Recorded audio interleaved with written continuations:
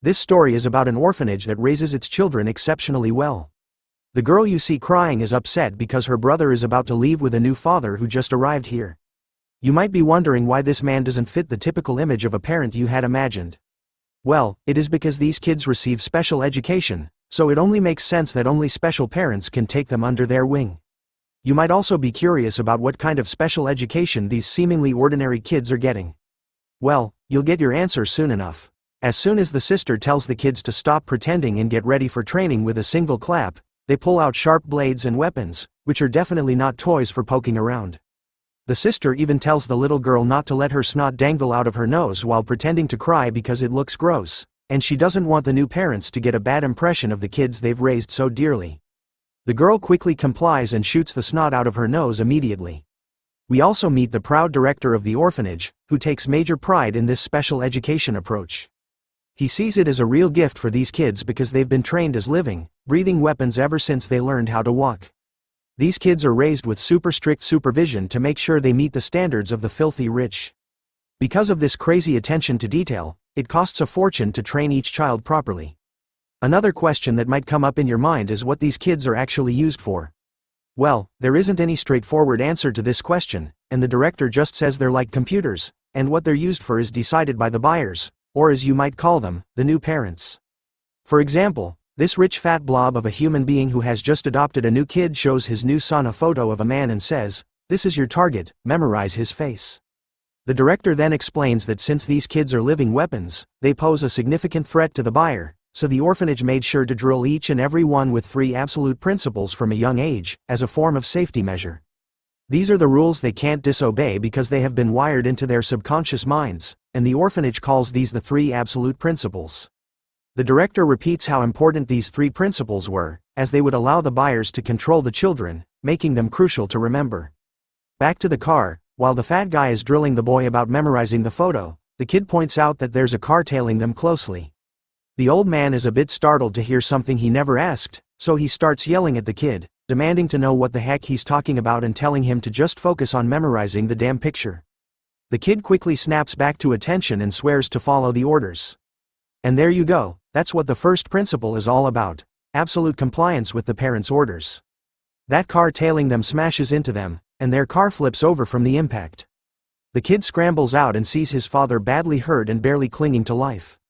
And that is when we learn about the second principle these kids are drilled with: they cannot use their powers without the parents' permission. As the kid checks whether his father is still alive by checking his pulse, the attackers get out of their cars with their guns and rifles in hand. As they cautiously approach the flipped car, they spot the kid crying and begging for help, shouting that his dad isn't breathing.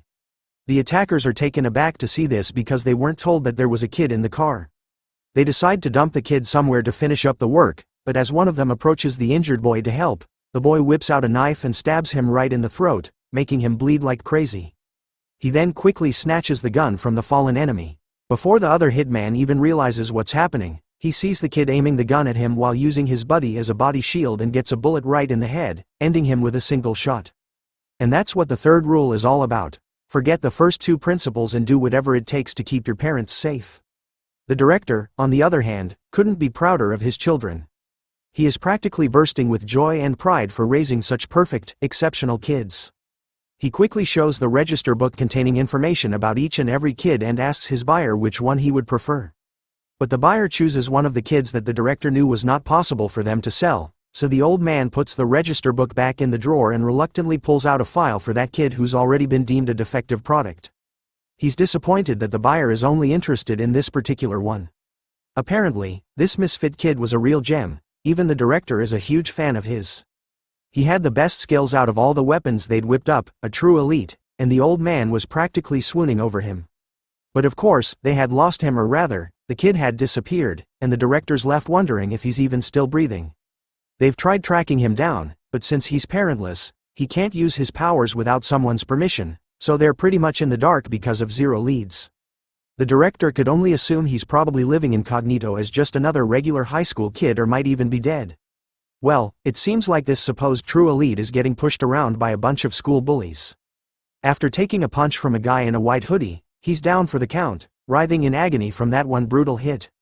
Guess being a top-tier weapon doesn't always mean you can handle a schoolyard smackdown. This guy, Joseph, with deadpan eyes, hovers over our boy, asking him how many points he'd give that punch. The poor guy fumbles out, that's a solid 15 points right there.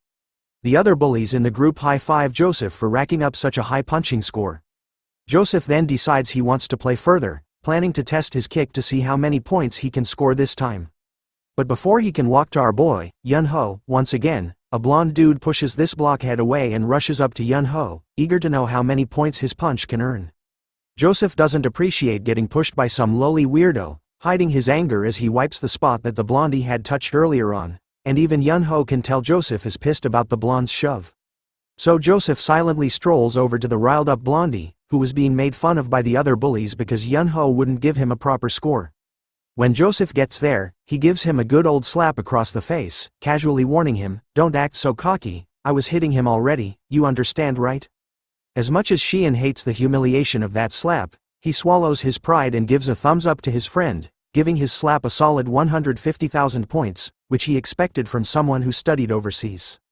The guy with the deadpan eyes just smiles and casually walks away, telling Sheehan to go and buy some cigarettes for later. As Joseph and the other bullies leave, Sheehan promises to challenge him one day, promising to fight him next time and even making fun of his American accent. Meanwhile, the protagonist is totally fed up with all this nonsense from these ragtag idiots because he knows he could take them all down in one fell swoop. Still, he plays the role of the dumb weakling, and Sheehan starts choking him, demanding to know if Joseph's punch is actually better than his. Sheehan keeps on bullying our boy, treating him like his personal punching bag to vent his frustration, and tells Yun-ho to tag along with him for a little while. With no way out, the boy reluctantly follows the rowdy thug and ends up footing the bill for their meal. Because, well, Sheehan claims he's broke, saying he's all out of cash after running errands for Joseph. Blondie then wonders aloud who would win if he fought Joseph head-on. In response, Yun-ho states that he can't say anything for sure. Out of nowhere, Sheehan notices the snack shop has the same name as Yun-ho, and our guy sheepishly admits it's run by his mom. Right on cue, his mother also shows up and says if Sheehan is her son's friend, he can eat as much as he wants and eat some fish cakes as well. Sheehan is genuinely surprised to learn that this is actually Yun-ho's mother's shop, and our boy feels pretty disappointed because he had been trying to keep this a secret all along. He's not sure why his truth had to come out at the hands of this jerk who's shamelessly running his tongue over his lips, probably looking forward to freeloading some more food. Seeing the shifty look on his filthy friend's face, Yun-ho grabs his pen, ready to poke a hole in Sheehan's eyes if he tries anything sneaky to his mother. Just as he's about to make his move, the blondie surprises him by apologizing to his mother for not introducing himself properly earlier. He introduces himself as Sheehan Park, Yun-ho's buddy, and comments that he finally gets why the shop had a unique name. Yun-ho's mom chuckles at the joke and mentions that Yun-ho told her to not make it so obvious.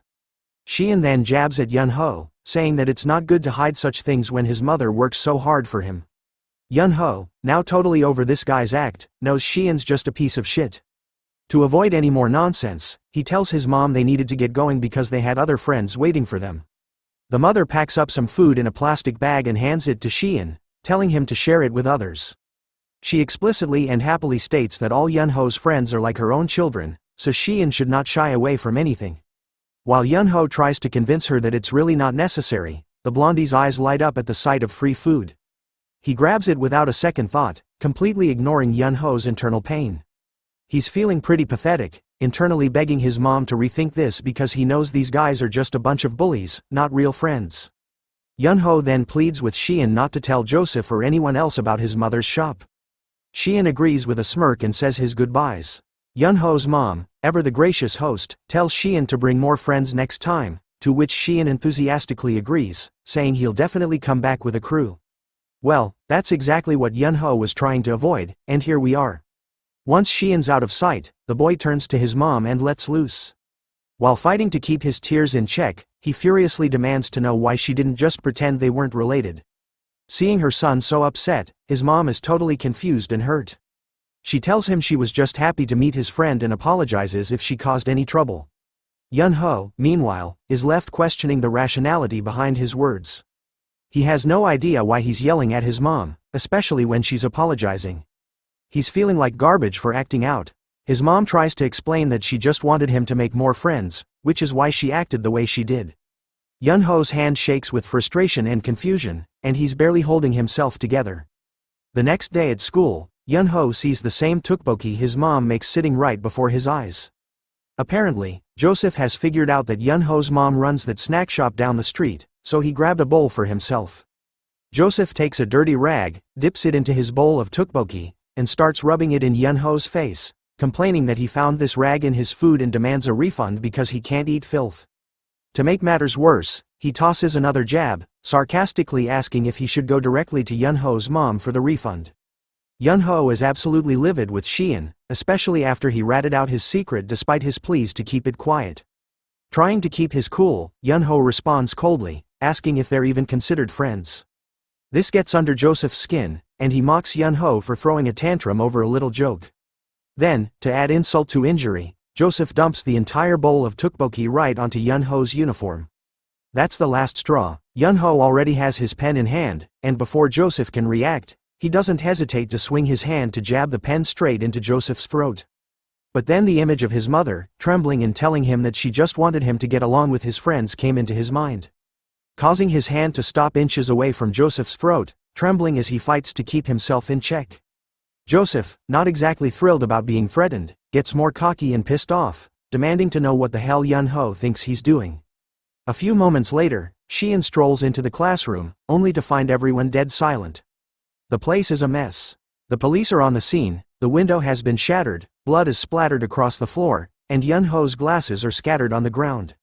Looks like things have taken a serious turn, either an accident or, dare I say, an attempt at murder by Joseph.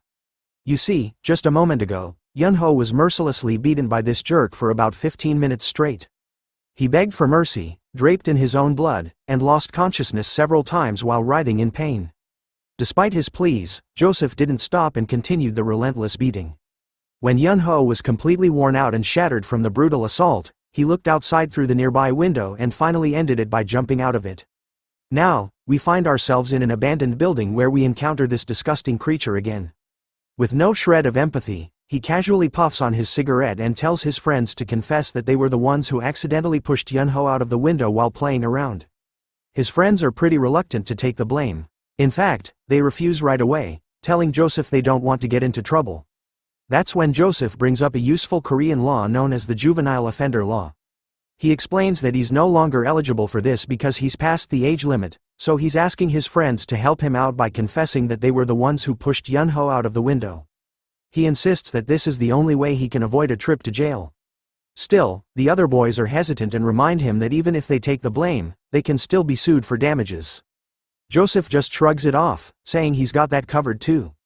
He then points out that the civil lawsuit hasn't been filed yet, and if they eliminate Yun-ho's only surviving family member, his mother, there will be no one left to file the lawsuit. Joseph also brings a suitcase full of hard cash, offering 10 million won per person in exchange for their help. Once everything's figured out, they decide to pay a visit that night to the grieving mother, who's still trying to cope with the loss of her son. She's sitting in her son's room, surrounded by his things, lost in her grief. As midnight strikes, the thugs quickly put on their masks and head straight for the 5th floor. But when they try to use the elevator, they find it's out of order, so they opt for the traditional staircase. As they make their way up, they discover that the elevator is jammed because someone has intentionally wedged it with a fire extinguisher, preventing it from coming back down. Before Joseph can even figure out who might have done this, they hear a familiar voice, asking them why they were so late. Apparently, Shion is sitting on the staircase, already waiting for them to arrive. Joseph quickly asks what the hell he's doing there, while the other lackey is just thrilled to see him and tells him to join them. Shion gets up from his seat, ready to dive into action, but not before asking 2 important questions. First, he wants to know how they found out about Yun-ho's snack shop, which was a secret spot only he knew about. Joseph casually pulls down his mask and explains that when Shion didn't bring the cigarettes he was supposed to, Joseph followed him and saw him hanging out with the neighborhood kids and eating. That's when he spotted Yun-ho arguing with his mother. Shion realizes that it was actually because of him that these thugs found out about the place. He then moves on to his second question and tells Joseph to think carefully before answering. He wants to know what they were doing here. That's when Joseph flexes his big iron pipe and tells Shion they're just here to handle things with Yun-ho's mother to keep her from filing a lawsuit and let her sleep peacefully. He's actually glad Shion's here too because he's been getting on his nerves lately. Joseph reminds him about the push from earlier and figures out that Sheehan was just pretending to bully Yun-ho, and in reality, he was trying to protect him the whole time. Joseph admits he was too dense to see it sooner and was itching to take care of Sheehan as well. With that, Sheehan is done with the interrogation. He picks up the fire extinguisher, and Joseph doesn't hesitate to swing his giant rod. Sheehan quickly pulls the pin from the extinguisher, aims it at Joseph, and starts blasting him with all the bubbly gas. As their vision blurs, one of the lackeys catches a glimpse of an extinguisher heading straight for his face. Before he knows it, the red tank smacks him right on the noggin, and the impact also sends Joseph sprawling to the ground too. Joseph quickly shoves his buddy off, grabs the rod again, while Sheehan handles the other two lackeys. When he sees Joseph making a move, he blocks the iron rod with the extinguisher like a pro. In a flash, he ducks down and slams the extinguisher onto Joseph's feet, smashing his toes into oblivion. Sheehan then boots him over the stairs, sending him tumbling backward as he shouts in pain that his toes were broken. He then starts trolling down the stairs while casually informing Joseph that his cuneiform bone above the metatarsal is broken, and he's pretty sure this arrogant bastard won't be walking anytime soon with those messed up foot. The filthy man groans in pain, lying defenseless on the ground, and shakily asks why Sheehan is doing this to him. That's when Sheehan drops the bombshell. He explains that there are 3 principles that were drilled into his mind as a kid. First, a parent's word is absolute. Second, don't use violence without permission. As he says this, he lands a devastating punch right on the guy's head. The other lackeys on the ground are totally lost, not understanding a word of this crazy rant.